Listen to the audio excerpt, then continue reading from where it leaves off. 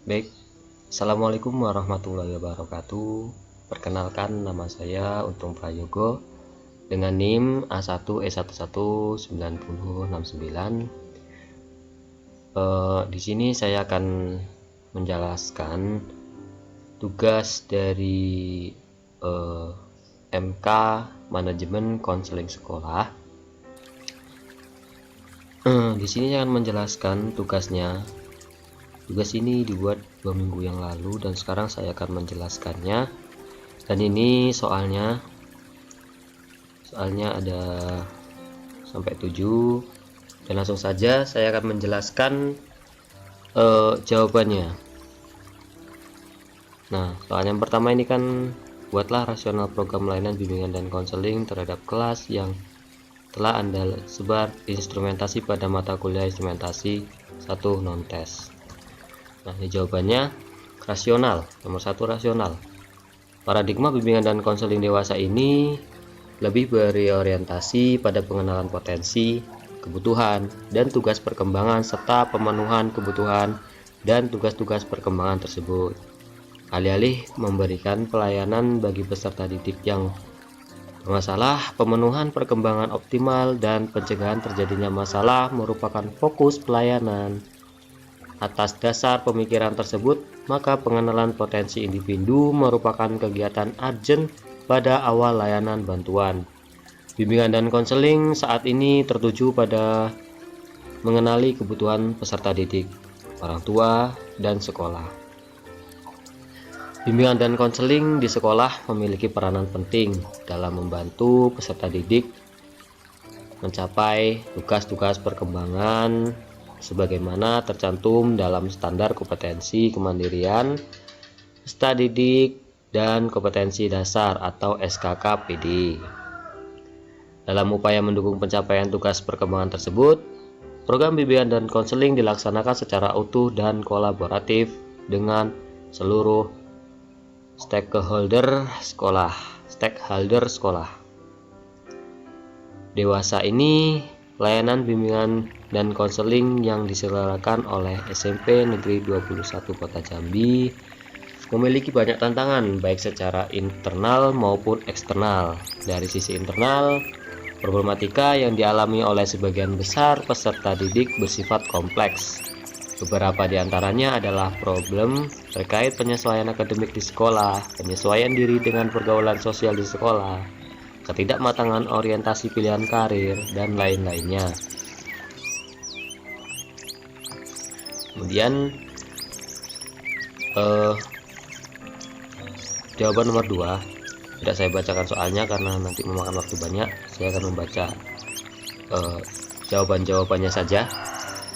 Dasar hukum yang pertama ini ada pelayanan bimbingan dan konseling sebagai salah satu layanan pendidikan yang harus diperoleh semua peserta didik telah termuat dalam Undang-Undang Republik Indonesia Nomor 89 Tahun 1989 tentang Sistem Pendidikan Nasional dan Peraturan Pemerintah Nomor 28 Tahun 1990 tentang Pendidikan Dasar dan Nomor 29 Tahun 1990 tentang Pendidikan Menengah.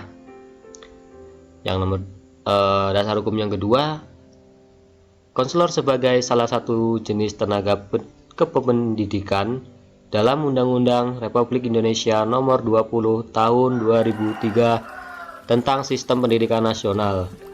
Pada bab 1 pasal 1 angka 6 dinyatakan bahwa pendidikan adalah tenaga kependidikan yang berkualifikasi sebagai guru, dosen, konselor, pamong belajar, widyaiswara, tutor, instruktur, fasilitator, dan sebutan lain yang sesuai dengan kekhususannya serta berpartisipasi dalam penyelenggaraan pendidikan. Yang ketiga, dasar hukum yang ketiga ada pelayanan konseling yang merupakan bagian dari kegiatan pengembangan diri telah bermuat dalam struktur kurikulum yang ditetapkan dalam Peraturan Menteri Pendidikan Nasional Republik Indonesia Nomor 22 Tahun 2006 tentang standar isi untuk satuan pendidikan dasar menengah. Kemudian selanjutnya tidak saya bacakan semua karena ini ada banyak, nanti waktunya tidak cukup. Ini jawaban nomor 3, visi dan misi. Visi dan misi SMP Negeri 21 Kota Jambi. Visinya, yang pertama berprestasi akademik dan non-akademik. Yang kedua, mampu menghasilkan lulusan yang kompetitif. Yang ketiga, ada memiliki kepribadian luhur dan budi pekerti. 4, beriman dan bertakwa kepada Tuhan Yang Maha Esa. Yang kelima ada terakhir, peduli lingkungan. Nah, selanjutnya ini ada misinya. Nah, misi yang pertama itu adalah mengembangkan potensi peserta didik di bidang akademik dan non-akademik sehingga mampu bersaing secara kompetitif. Yang kedua ada menghasilkan lulusan yang unggul dan berdaya saing. Kemudian yang ketiga ada melaksanakan pendidikan karakter berbasis kelas, lingkungan sekolah, dan masyarakat. Langsung saja saya bacakan visi dan misi bimbingan dan konseling SMP Negeri Kota 21 Jambi. Yang pertama itu ada mengentaskan, visinya itu mengentaskan siswa dalam sekolah unggul yang peduli dan berbudaya lingkungan.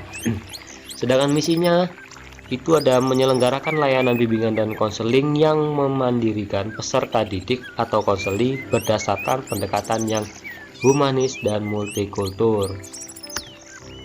Yang kedua ada membangun kolaborasi dengan guru mata pelajaran, wali kelas, orang tua, dunia usaha dan industri, dan pihak lain dalam rangka menyelenggarakan layanan bimbingan dan konseling. Yang ketiga ada meningkatkan mutu guru bimbingan dan konseling atau konselor melalui kegiatan pengembangan keprofesionalan berkelanjutan. Dan ini ada jawaban yang nomor 4, analisis kebutuhan. Nah, kebutuhan peserta didik atau konseli dapat diidentifikasi berdasarkan asumsi teoretik dan hasil asesmen kebutuhan yang dilakukan. Dalam melaksanakan tugasnya, guru bimbingan dan konseling terlebih dahulu menyusun daftar kebutuhan atau biasa disebut need assessment. Tujuan penyusunan instrumen tersebut untuk mengetahui kebutuhan dan permasalahan siswa. Ada beberapa contoh aplikasi instrumen yang dapat digunakan untuk mengetahui kebutuhan siswa, antara lain daftar cek masalah atau DCM, kemudian inventory tugas perkembangan atau ITP, kemudian alat ungkap masalah atau AUM, analisis tugas perkembangan atau ATP, dan lain-lain. Kemudian lanjut saya akan membacakan hasil analisa AUM serta didik. Dalam poin pertama ini di sini ada tertulis kecenderungan, kebutuhan permasalahan, simpulan kebutuhan. Di sini ada kecenderungan perorangan, ini ada perilaku membuli, perilaku mencontek, perilaku memilah dalam berteman di kelas. Dan simpulan kebutuhannya ini perlu diberi arahan bahwasannya membuli sesama teman sekelas itu tidak baik dan tidak boleh. Kemudian simpulan kebutuhan yang kedua ini, perilaku mencontek tidak baik dalam sistem pengajaran karena membuat siswa jadi malas mengerjakan PR-nya sendiri. Yang ketiga itu ada kurang bersyukur dengan apa yang dimilikinya. Nah, kecenderungan klasikal ini ada dua kebutuhan atau permasalahan. Suka ribut di dalam kelas, yang kedua kurang akrab dengan teman sekelas. Nah, untuk simpulan kebutuhannya ini kurangnya kesadaran diri sendiri sehingga membuat ia ribut di dalam kelas. Yang kedua harus lebih baik lagi dalam menjalin hubungan dengan teman sekelasnya lagi. Kemudian kecenderungan kelompok ini sulit diajak bekerja sama dalam kelompok. Nah, untuk simpulan kebutuhannya ini bekerja sama adalah kegiatan yang sangat meringankan apabila dikerjakan bersama-sama. Kemudian soal nomor 5 tentang rumusan tujuan. Rumusan tujuan dibuat berdasarkan hasil asesmen yang dilakukan atau hasil deskripsi kebutuhan peserta didik atau konseli. Rumusan tujuan akan dicapai dan disusun dalam bentuk perilaku yang harus dikuasai peserta didik atau konseling setelah memperoleh layanan bimbingan dan konseling. Nah, berikut rumusan tujuannya. Di sini ada bidang, rumusan perilaku, kemudian ada tujuan. Nah, bidangnya ini di bidang pribadi ini rumusan perilakunya memilah dalam berteman di kelas. Nah, tujuannya dalam berteman ini tidak baik kita memilah seperti itu. Alangkah baiknya semua itu berteman karena kedepannya juga kita bakal membutuhkan bantuannya. Kemudian bidang kedua ini sosial. Rumusan perilakunya ada suka ribut di dalam kelas. Kemudian tujuannya, tujuan diberikan layanan ini adalah agar siswa tersebut sadar diri bahwasannya ribut di dalam kelas itu tidak diperbolehkan ataupun dilarang, apalagi jika ada gurunya. Nah, bidang yang ketiga ini ada bidang belajar. Permasalahannya dia suka mencontek. Kemudian tujuannya, tujuan layanan ini agar siswa mampu mengerjakan tugasnya sendiri dan tidak mengulang lagi untuk mencontek. Kemudian di sini ada komponen program. Komponen program bimbingan dan konseling di SMP meliputi 1. Layanan dasar, 2. Layanan peminatan dan perencanaan individual, 3. Layanan responsif, dan 4. Dukungan sistem. Berikut penjelasan mengenai masing-masing komponennya. 1.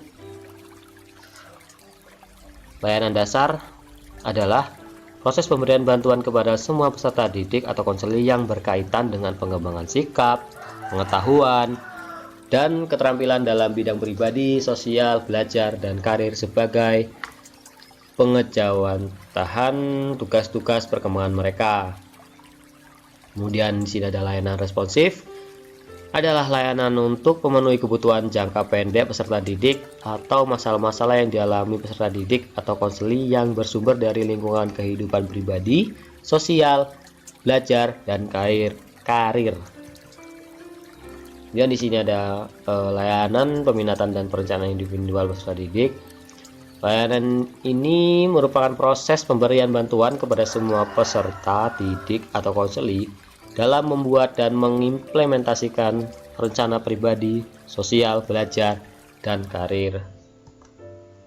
Kemudian yang keempat ada dukungan sistem, merupakan komponen pelayanan dan kegiatan manajemen, tata kerja infrastruktur, dan pengembangan keprofesionalan konselor secara berkelanjutan yang secara tidak langsung memberikan bantuan kepada peserta didik atau memfasilitasi kelancaran perkembangan peserta didik. Nah, kemudian ini ada saya lanjutkan lagi soal nomor 7 ini yang terakhir. Ada materi bimbingan dan konseling pada satuan pendidikan mencakup 4 bidang layanan yang memfasilitasi perkembangan pribadi, sosial, dan belajar. Nah, langsung saja yang pertama ini ada bimbingan dan konseling pribadi.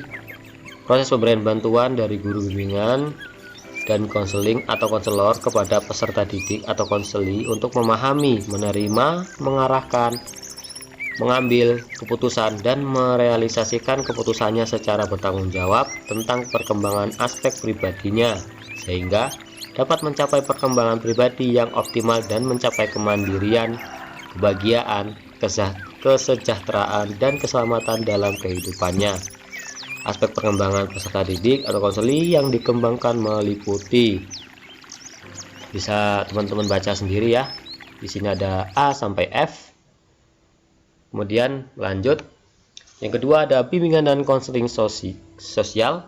Proses pemberian bantuan dari guru bimbingan dan konseling atau konselor kepada peserta didik atau konseli untuk memahami lingkungannya dan dapat melakukan interaksi sosial secara positif, terampil berinteraksi sosial, mampu mengatasi masalah-masalah sosial yang dialaminya, mampu menyesuaikan diri dan memiliki keserasian hubungan dengan lingkungan sosialnya sehingga mencapai kebahagiaan dan berkemaknaan dalam kehidupannya. Sekalian baca sendiri teman-teman. Nomor 3-nya, karena ini cuman 15 menit waktunya, Kita lagi mau habis juga. Ini bimbingan dan konseling belajar, proses pemberian. Baik teman-teman, saya lanjutkan lagi. Maaf tadi kalau misalnya pembicaraan saya terputus karena aplikasi yang saya gunakan ini ada batasnya gitu, cuma 15 menit. Nah, jadi saya lanjutkan lagi. Maaf jika tadi keputus. Yang ketiga ini ada bimbingan dan konseling belajar. Pengertiannya ini proses pemberian bantuan guru bimbingan dan konseling atau konselor kepada peserta didik atau konseli, antara lain adalah mengenali potensi diri untuk belajar, memiliki sikap dan keterampilan belajar, terampil merencanakan pendidikan, memiliki kesiapan menghadapi ujian, memiliki kebiasaan belajar teratur dan mencapai hasil belajar secara optimal sehingga dapat mencapai kesuksesan, kesejahteraan, dan kebahagiaan dalam kehidupannya. Aspek perkembangan yang dikembangkan meliputi: yang pertama itu ada menyadari potensi diri dalam aspek belajar dan memahami berbagai hambatan belajar, memiliki sikap dan kebiasaan belajar yang positif. Yang ketiga ada memiliki motif yang tinggi untuk belajar sepanjang hayat.